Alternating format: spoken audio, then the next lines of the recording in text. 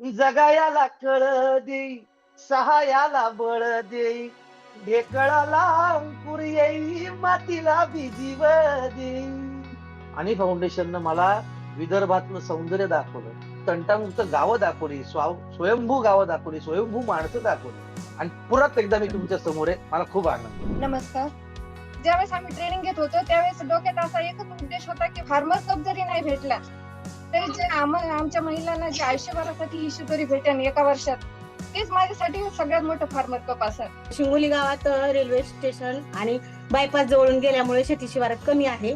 अल्पभूधारकची संख्या जास्त प्रमाणात आहे आणि ज्यांच्याकडे थोडी शेती आहे तेवढ्यातूनच आम्ही सेंद्रिय पद्धतीने शेती करून आरोग्य कसं सुदृढ करता येईल त्याच्यावर आमचा भर जास्त राहील.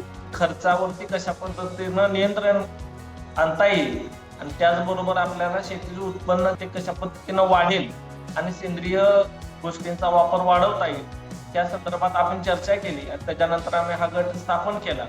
अनेक शेती पद्धती आम्हाला पाहायला मिळाल्या. आम्ही आधी कधीच अशा पद्धती पाहिल्या नव्हत्या. यापुढे आमच्या गावातल्या काही अशा महिला भगिनी आहे की त्यांना आम्ही या प्रशिक्षणासाठी अजून पाठवू. आमच्या गावामध्ये जे शेती करतो तेव्हा भाजीपाला लागवड नेण्यासाठी वाहतूक कमी राहतात, त्याच्यामुळे मग आम्ही एक गाडी घेण्याचा पण सुद्धा निर्णय घेतलेला आहे. 20,000 पेक्षा जास्त शेतकऱ्यांनी आतापर्यंत प्रशिक्षण घेतलंय आणि महाराष्ट्रामध्ये आता पूर्ण 351 तालुक्यामध्ये पाणी फाउंडेशन या शेतकऱ्यांच्या बरोबर आणि तुमच्यासारख्या जोडीदारांच्यामुळं घट्ट पाय रोवून पुढची वाटचाल करेल याची मला खात्री वाटते. मला केवळ या लोकांना ऐकून सर मला असं वाटलं, तो जो विषमुक्त करण्याचा त्यांनी जो प्रण घेतलेला आहे ते फक्त स्वतःच्या घरादारासाठी नाही, स्वतःच्या लेकरांना नाही, तर बाकीच्या ज्या आया बहिणी कोणी लहान लहान लेकरं या विषमुक्त अन्नाला खातील, हे अमृताचाच ठेवा इतर लोकांपर्यंत होत आहे.